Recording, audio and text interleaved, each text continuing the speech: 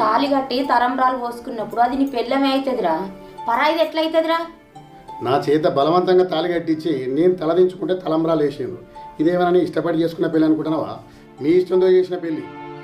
జరిగిన దాన్ని విడిచిపెట్టి ఇప్పుడు జరగబోయేదాన్ని చూడరాదు బిడ్డ.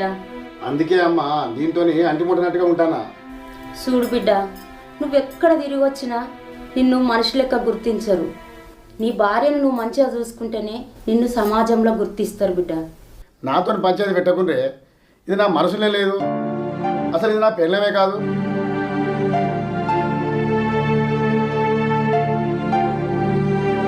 ఏం మాట్లాడతానవరా?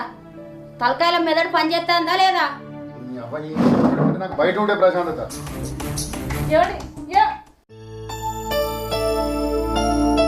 మేం చేసిన తప్పుకు శిక్ష నువ్వు అనుభవిస్తున్నావా తల్లి? అయ్యో అత్తమ్మ, అట్లా అనకు.